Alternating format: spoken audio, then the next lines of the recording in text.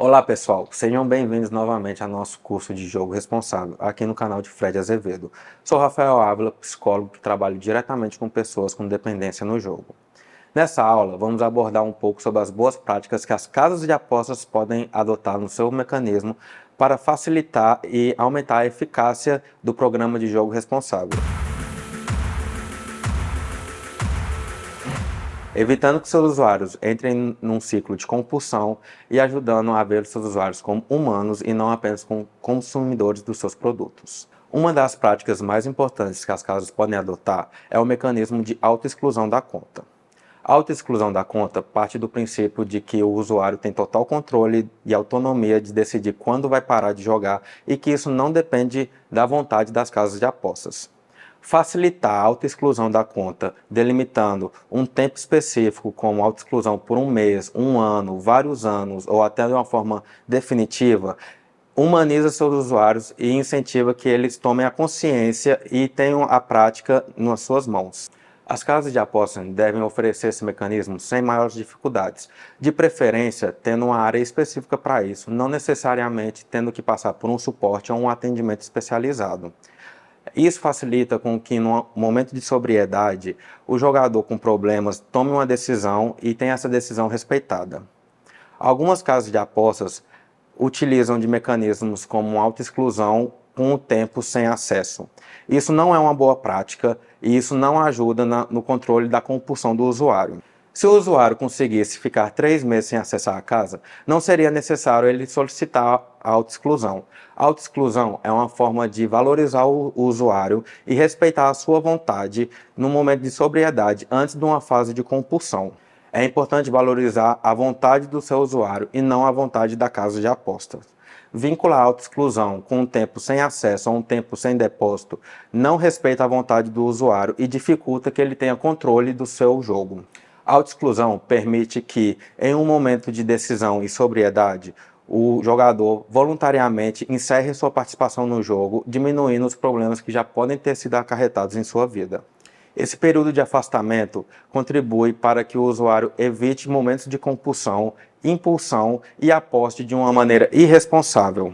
Não ter essa ferramenta disponível na sua casa de aposta contribui para o vício nas apostas e no jogo problemático dos usuários, agindo de uma forma compulsiva e sem controle. Outra medida muito importante são oferecer ferramentas de limite de depósito e de tempo, através de mecanismos onde você introduz anteriormente qual é o valor que você está disposto a perder e qual é o tempo que você está disposto a jogar, contribui para que o jogador tenha mais autonomia e tenha sua decisão respeitada. É importante esclarecer também que essas ferramentas de limite de tempo e de depósito devem ter um tempo pré-determinado antes que possam ser alteradas, pois o usuário, no momento de compulsão, pode tentar alterar o limite de depósito que ele colocou anteriormente. Uma prática que é adotada por casas que respeitam e humanizam seus usuários é um tempo mínimo de 24 horas entre a alteração dos limites de tempo e de depósito. Sendo assim, a pessoa só está liberada para depositar o que estipulou anteriormente de começar a jogatina e a partir do momento que ele atinge o tempo estipulado, a casa bloqueia o seu acesso nos jogos. Outra política muito importante é a política de alertas e avisos. Diversos estudos científicos já sinalizaram que avisos genéricos e alertas sobre jogue com responsabilidade são constantemente ignorados pelos apostadores e não têm uma eficácia comprovada.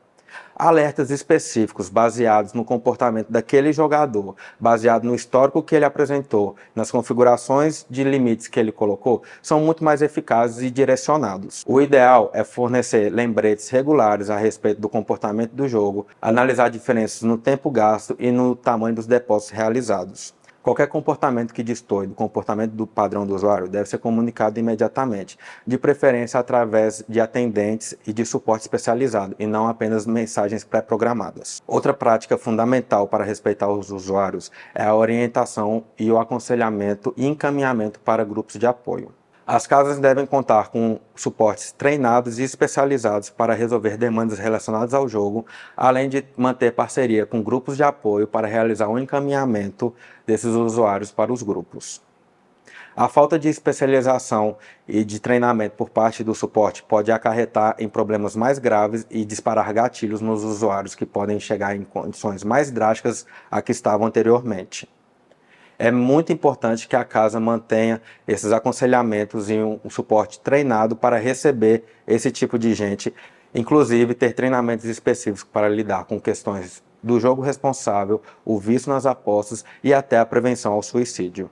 Por fim, uma política muito pouco adotada, mas que é de suma importância, é a presença de profissionais da saúde especializados em atendimento de risco e de pessoas com dependência no jogo e com risco de suicídio. A presença desses profissionais garante uma abordagem mais sensível, humanizada e competente, trazendo mais eficácia para o atendimento e trazendo mais controle sobre o jogo problemático, evitando que as pessoas entrem no ciclo de compulsão e tragam graves problemas para a sua vida. É muito importante também salientarmos que os atendentes devem ter rigorosamente um treinamento de prevenção ao suicídio. O tema do suicídio é muito pouco falado, mas é muito frequente em pessoas que estão tendo problemas decorrentes ao jogo. É difícil que atendentes com um treinamento generalizado saibam atender de uma forma eficaz pessoas que estão com sintomas de depressão, ansiedade e com pensamentos suicidas. O treinamento colabora para a humanização e a valorização do usuário como ser humano e não apenas como consumidor. Nessa quarta aula, nós abordamos algumas das boas práticas que as casas de apostas podem ter para ajudar na eficácia da prevenção ao vício e a prevenção aos problemas acarretados pelo jogo. Abordamos ferramentas como a facilidade da autoexclusão da conta, ferramentas para limite de depósito de tempo, aconselhamento e parceria com grupos de apoio e a presença de profissionais da saúde na equipe técnica da casa. Se você é um operador de casa de apostas e busca humanizar seus clientes, faça parceria com grupos de apoio para realizar esse encaminhamento para um atendimento especializado. Como exemplo, cito o SOS Jogador, que é um grupo especializado em receber e atender pessoas com problemas em decorrência do jogo.